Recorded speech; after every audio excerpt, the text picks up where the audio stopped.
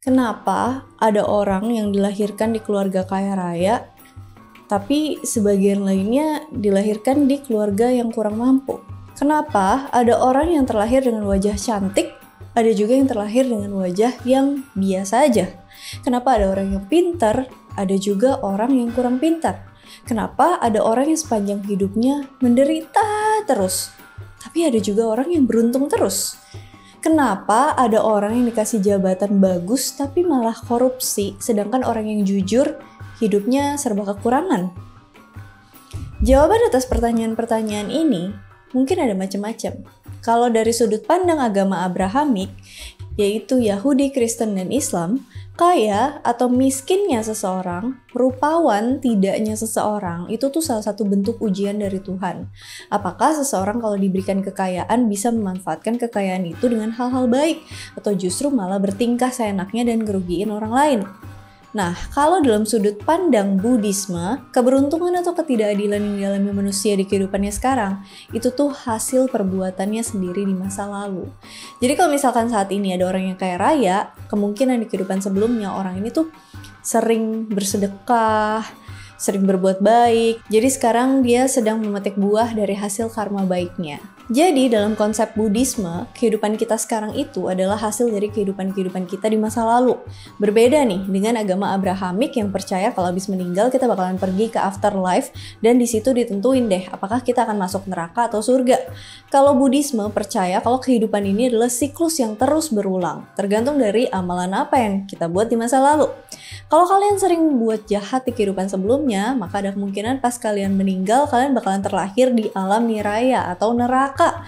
Di sana kalian bakalan disiksa sampai batas waktu tertentu, dan kalau udah selesai, kalian bakalan terlahir lagi di alam lain. Nah, kalau di ajaran agama Abrahamik, kan secara umum cuman mengenal 4 alam ya, yaitu alam kehidupan kita sekarang di bumi, afterlife atau akhirat, alam surga, dan juga neraka. Nah, kalau dalam konsep Buddhisme, mereka ini mengenal adanya 31 alam kehidupan yang disebut dengan istilah samsara. Jadi kalau kita meninggal, maka ada kemungkinan kita bakalan terlahir lagi di 31 alam ini, tergantung dengan karma kita. Nah, di video kali ini kita akan bahas apa aja 31 alam kehidupan di dalam samsara dan bagaimana kondisi di tiap alam itu. Jadi kalau misalnya kalian penasaran atau mungkin ini requestan kalian yang udah lama banget, tonton videonya sampai habis.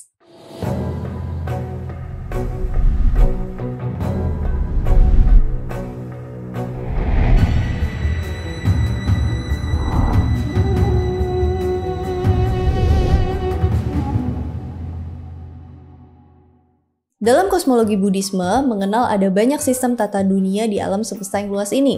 Ada yang nulisin kalau alam semesta ini punya ribuan kali lipat sistem tata dunia. Ada juga yang nulisin bahwa di alam semesta ini ada 1 triliun sistem dunia. Jadi menurut konsep Buddhisme nih, sistem kehidupan di bumi bukanlah satu-satunya sistem kehidupan yang ada di alam semesta. Dan ini mirip sama konsep dalam Hinduisme yang kemarin-kemarin udah pernah kita bahas. Kalau penasaran, kalian bisa cek aja video aku yang soal Dewa Wisnu atau Dewa Siwa. Nah, di antara miliaran sistem tata dunia yang ada, dalam satu sistem tata dunia itu terdapat 31 alam kehidupan yang dikenal dengan sebutan samsara. Jadi, dalam satu sistem tata dunia ada 31 alam kehidupan. Dan sekarang kita semua yang ada di sini termasuk kalian yang lagi nontonin video ini lagi berada di alam Anusaloka alias alam manusia. Terus kalau nanti suatu saat kita meninggal, kita bakalan terlahir lagi di antara 31 alam kehidupan, tergantung dari buah perbuatan atau karma apa yang kita perbuat dan pikiran terakhir kita sebelum kematian. Ke-31 alam kehidupan ini tuh berada di tempat yang berbeda-beda dan durasi waktu di tiap alam itu juga beda. Ke-31 alam ini dibagi jadi 3 kelompok. Yang pertama adalah Kamaloka, yaitu alam indrawi yang terdiri dari 11 alam. Yang kedua, Rupaloka, alam bentukan atau materi halus yang terdiri dari 16 alam. Yang ketiga, Arupaloka, alam tanpa bentukan atau alam tanpa materi yang terdiri dari 4 alam. Jadi kalau misalnya semuanya ini digabungin jumlahnya ada 31 alam kehidupan. Kita bahas dulu dari Kamaloka atau alam indrawi. Kamaloka. Kamaloka adalah alam nafsu keinginan atau alam nafsu indrawi, tempatnya makhluk-makhluk duniawi berada.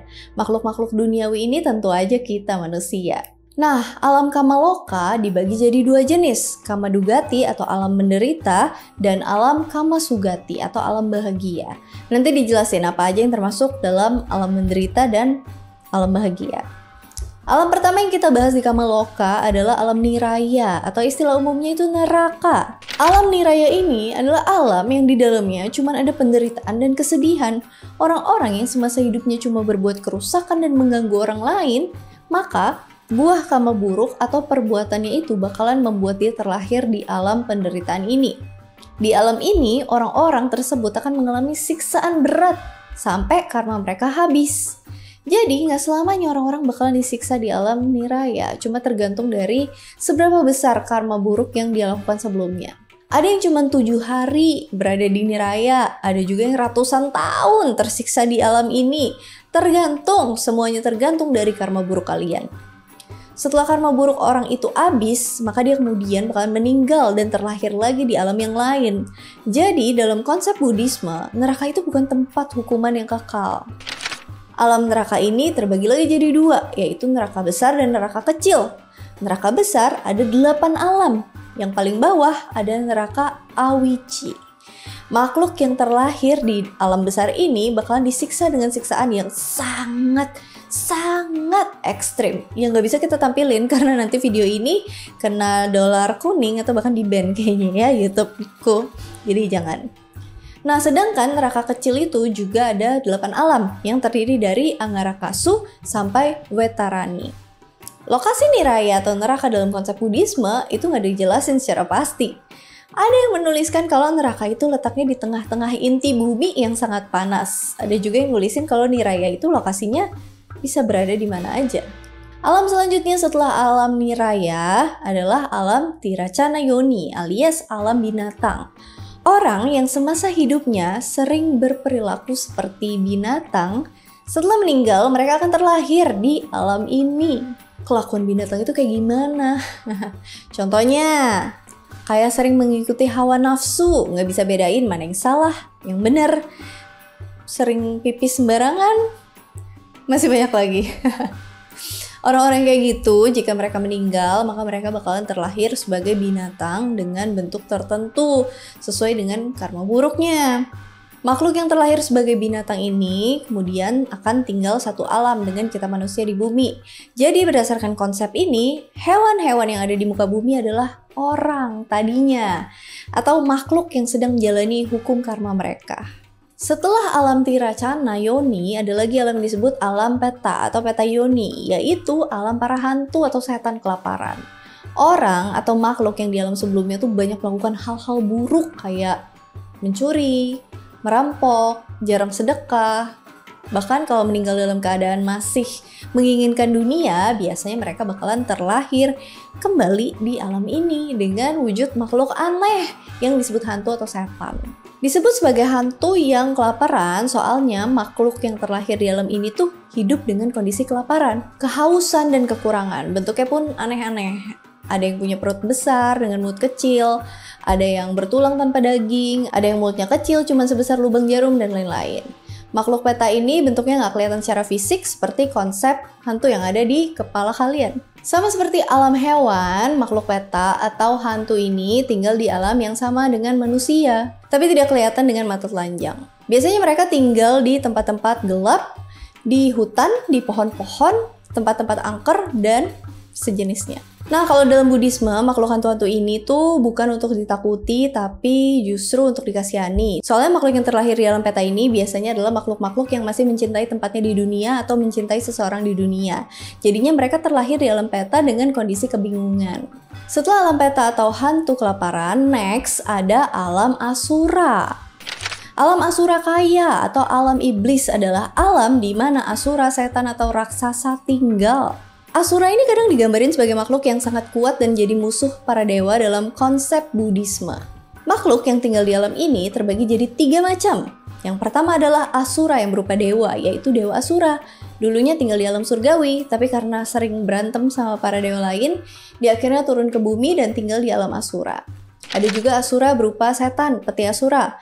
Ada juga asura yang berasal dari alam bawah atau rendah, atau niraya asura. Oke, keempat alam yang barusan disebutin, mulai dari alam neraka sampai alam asura, itu tuh dikategorikan sebagai alam kamadugati atau alam menyedihkan dan penderitaan. Keempat alam yang tadi disebutin isinya cuma penderitaan dan kesedihan. Nah, setelah alam penderitaan ini, ada alam yang disebut sebagai alam bahagia, kamasugati. Di kamasugati terdapat alam manusia, tempat tinggal kita sekarang, dan 6 alam surgawi, di mana tempat para dewa bersemayam. Alam manusia atau manusaloka, ini tuh alam tempat kita tinggal sekarang. Alam ini unik banget, soalnya alam ini jadi tempat bertemunya kejahatan dan kebaikan. Seseorang atau makhluk yang lahir di alam manusia bisa punya bentuk yang macam-macam, tergantung dari apa yang mereka perbuat di kehidupan sebelumnya, kayak yang tadi aku bilang. Dalam kitab Majjhima Nikaya misalnya, di situ ditulisin kalau kondisi atau keadaan kehidupan manusia di muka bumi itu dipengaruhi sama karma mereka di masa lalu. Orang yang di kehidupan sebelumnya sering bunuh makhluk lain, maka di alam ini dia bakalan terlahir jadi manusia yang umurnya pendek. Orang yang di kehidupan sebelumnya sering nyiksa atau menganiaya makhluk lain, maka di alam ini dia bakalan jadi manusia yang punya banyak penyakit. Orang yang di kehidupan sebelumnya suka marah, dia akan terlahir sebagai manusia yang wajahnya pas-pasan atau kurang bagus. Orang yang suka berbagi atau berdana, dia akan terlahir sebagai manusia yang punya kekayaan melimpah. Jadi, ini mungkin bisa ngejawab pertanyaan-pertanyaan yang ada di awal video tadi. Di atas alam manusia ada alam surga, tempat para dewa berada. Di sini tuh tempatnya para dewa dan dewi tinggal, dan periode waktu di alam ini beda banget sama alam-alam yang sebelumnya tadi udah dibahas. Alam surga terbagi jadi 6 alam. Yang pertama, alam surga Catu Maharajika. Alam Catu Maharajika, alam tempat tinggal dari 4 dewa penjuru mata angin, dan dipercaya sebagai dewa pelindung alam manusia. Keempat dewa ini adalah Dewa Indra, Dewa Yama, Dewa Waruta, dan Dewa Kuwera. Selain itu, alam ini juga jadi tempat tinggal para makhluk yang dikenal dengan sebutan Gandhaba, pemusik surgawi, dan para yaka. Nah, periode waktu yang ada di alam ini tuh beda banget. 1 hari 1 malam di alam Dewa Catu Maharajika itu sama dengan 50 tahun periode waktu di alam manusia. Dan kehidupan makhluk di alam ini bisa berlangsung selama 500 tahun dewa atau 9 juta tahun manusia. Selanjutnya ada alam surga Tawatimsa, yaitu alam surga tempat 33 dewa beserta raja mereka, Saka, tinggal. Ada banyak dewa yang tinggal di alam ini dan mereka tinggal dalam istana-istana di angkasa. 1 hari 1 malam di alam surga Tawatimsa sama dengan 100 tahun di alam manusia. Dan kehidupan makhluk di alam ini bisa mencapai 1000 tahun dewa atau kira-kira 36 juta tahun manusia. Next ada alam surga Yama atau bisa diartikan sebagai alam para dewa Yama yang dipimpin oleh Suyama. Dewa Yama ini dewa penghancur rasa sakit. Dewa-dewi di alam ini biasanya hidup tanpa kesukaran, tanpa masalah. 1 hari 1 malam di alam surga Yama sama dengan 200 tahun di alam manusia. Dan rata-rata makhluk yang hidup di alam ini bisa mencapai umur 2000 tahun dewa atau sekitar 142 juta tahun manusia. Selanjutnya ada alam surga Tusita, tempat dimana para penghuninya itu selalu bahagia. Alam ini dikenal juga sebagai tempat tinggal bodhisattva atau simpelnya calon Buddha yang akan turun ke bumi. Contohnya seperti bodhisattva Maitreya atau Meteya yang sekarang tinggal di alam surga Tusita. Dalam kepercayaan Buddhisme, bodhisattva Meteya ini dipercaya akan turun ke bumi setelah ajaran Buddha Gotama yang sekarang nih hilang dari muka bumi. Ini mohon dikoreksi kalau salah ya. Dan 1 hari 1 malam di alam Tusita sama dengan 400 tahun di alam manusia. Dan rata-rata makhluk penghuni alam ini bisa mencapai umur 4000 tahun dewa atau sekitar 567 juta tahun manusia. Buset! Nah, alam surga selanjutnya adalah alam surga Nimanarati, yaitu alam para dewa yang seneng sama istana yang diciptakan. Para dewa di alam ini tuh hidup dengan kesenangan-kesenangan di dalam istana yang mereka ciptakan sendiri. Di alam ini, para dewa hidup berkecukupan, serta memiliki pengikut atau pembantu. 1 hari 1 malam di alam surga Nimanarati sama dengan 800 tahun di alam manusia. Alam surga selanjutnya, alam surga Paranimita Vasawati, yaitu alam sugat yang paling tinggi, tempat tinggal para dewa yang bikin ciptaan makhluk lain bermanfaat untuk tujuan mereka sendiri. Di alam ini, para dewa nikmatin kesenangan indera yang diciptakan oleh makhluk lainnya untuk mereka. Satu hari satu malam di alam surga Paranimita Vasavati itu sama dengan 1.600 juta tahun di alam manusia. Jadi 2 kali lipat dari alam sebelumnya. Mungkin di sini perlu diperjelas lagi kalau makhluk-makhluk yang tinggal di alam surgawi tadi tuh hidupnya tidak kekal ya. Mereka masih terkena hukum alam, bakalan meninggal dan terlahir kembali di alam lain. Jadi konsep surga menurut agama Abrahamik itu tuh beda banget sama konsep surga menurut Buddhisme. Dan makhluk-makhluk yang ada di alam para dewa atau surgawi terlahir dengan kondisi udah dewasa, bukan dalam bentuk bayi lagi kayak di alam manusia. Penampilan mereka rata-rata masih kayak manusia yang berumur 20 tahunan. Mereka nggak pernah menua, tetap ganteng atau cantik sepanjang hidupnya. Suasana di alam surga ini juga sangat indah dan penuh kenikmatan indrawi. Pokoknya mirip sama gambaran surga di beberapa kepercayaan yang lain. Tapi ya itu tadi, semua penghuni di tingkatan alam surgawi masih terikat sama hukum alam. Jadi mereka masih akan meninggal dan terlahir kembali di alam yang lain.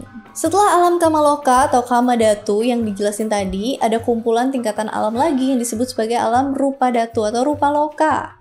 Alam Rupadhatu nih alam bentukan atau materi halus, yang jumlahnya kalau di total ada 16 alam, dan inilah ke-16 tingkatan itu. Kalian bisa pause video ini ya buat ngeliat tingkatan-tingkatan alamnya. Nah, alam di tingkatan Rupadhatu sangat-sangat beda kalau dibandingin alam sebelumnya yang tadi udah kita bahas nih. Makhluk yang terlahir di ke-16 alam ini, makhluk yang udah meninggalkan segala nafsu indrawi atau duniawi. Jadi udah nggak ada nafsu keserakahan, apalagi seksual. Tubuh materi mereka sangat-sangat halus dan bercahaya. Beda nih sama tubuh fisik dewa di alam sebelumnya. Makhluk yang ada di alam ini disebut dengan sebutan Brahma. Makanya alam ini juga disebut sebagai alam Brahma.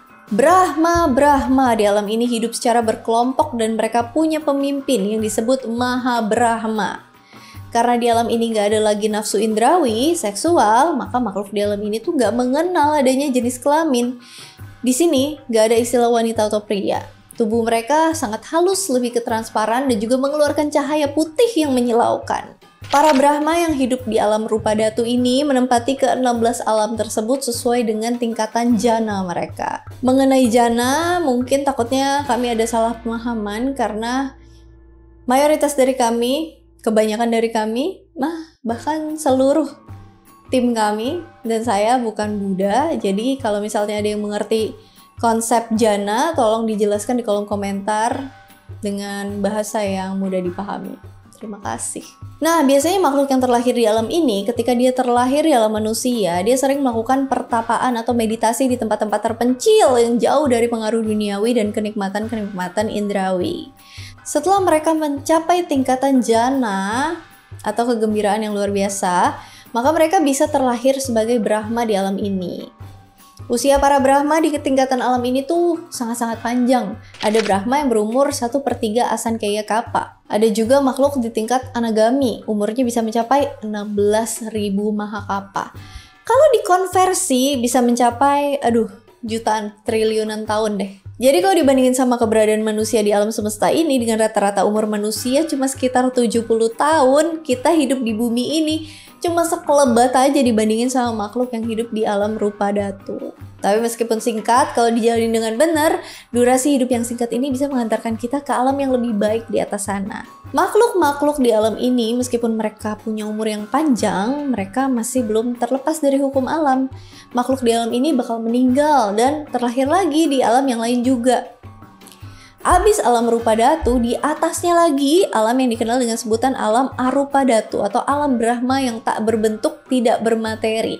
Maksudnya tak berbentuk adalah makhluk-makhluk yang terlahir di alam ini tidak lagi memiliki bentuk fisik dan hanya terdiri dari batin atau pikiran aja. Jadi alam ini tidak ada sama sekali benda atau objek fisik, tanpa sekat, tanpa batas, dan sangat luas. Alam Arupadhatu ini dibagi lagi jadi 4 alam. Yang pertama adalah alam Akasanancaya Tanupaga Dewa, yaitu alam ruang yang tak terbatas. Seperti namanya, di alam ini nggak ada sekat-sekat atau batasan materi. Tempatnya sangat luas, tanpa batas.